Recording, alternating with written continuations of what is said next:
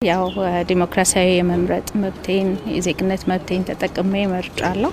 ለቀጣዩ 5 ዓመት ለዚች ሀገር የሚጠቅማት የሚበጃትንና ህብረተሰቡን ደግሞ አስተባብሮ ወደ ስራ ወደ ልማት ያመጣል ብዬ ማስበውን እስካሁን በተፈጠረው ዲሞክራቲክ ምህዳር ውስጥ ፓርቲዎች ሲያነሱት የነበረውን ሰምቻለሁ። ስለዚህ ከዛ ተነስቼ ይበጃል ምለው መርጫለሁ። ሂደቱን በተመለከተ ያው ህብረተሰቡ በጣም ደስ የሚል ነው፣ ንቁ እና ስለ ዜግነቱ ስለ ሀገሩ እንደሚያስብ ማሳያ ነው። በጠዋት ነው ህብረተሰቡ የወጣው በነቂስ ተሳትፎ በጣም ደስ የሚልና እንደ ዜጋ የሚያኮራ ነው። ይህ ተሳትፎና ልምምድ ለመላው አፍሪካ መልእክት የሚሰጥ ነው። አፍሪካውያን ታዛቢዎች የሲቪክ ማህበራትን አይቻለሁ። ለመምረጥ ደግሞ ሁሉም ህብረተሰብ ከሁሉም የተውጣጣ የህብረተሰብ ክፍል እናቶች አይተናል፣ ነፍሰ ጡሮች፣ ወጣቶች፣ አረጋውያን እና ጎልማሶች ጭምር የተሳተፉበት ነው።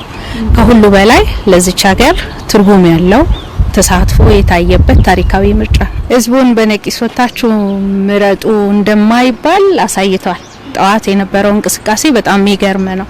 ስለዚህ ህብረተሰቡ ምን ማድረግ እንዳለበት ኢትዮጵያውያን ያውቃሉ የሚል ግንዛቤ ነው ያለኝ። በጣም ተደንቅ ያለው ኢትዮጵያዊ በመሆኔም ኮርቻል። ኢትዮጵያውያን በዓለም ታሪክ ውስጥ ለአፍሪካውያን ለዓለም ህዝብ በአፋቸው በተግባራቸው አንድ ትልቅ መልእክት አስተላልፈዋል።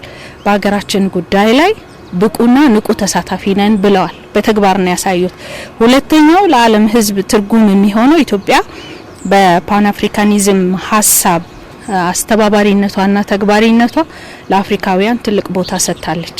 ስራዋን አፍሪካውያን እየታዘቡ ነው ያሉት። እነሱ የሚሰጡት ሀሳብ እንደ አፍሪካዊ አመራር እንደ አፍሪካዊ ፕራክቲሽነር ትልቅ ትርጉም ያለው ነው ብዬ አስባለሁ።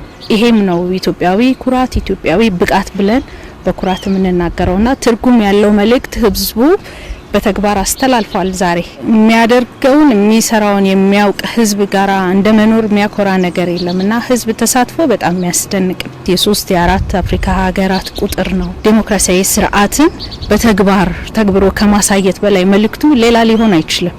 ይሄንን ነው የኢትዮጵያ ህዝብ ዛሬ በጠዋት ለዓለም ህዝብ ያስተላልፈው መልእክት።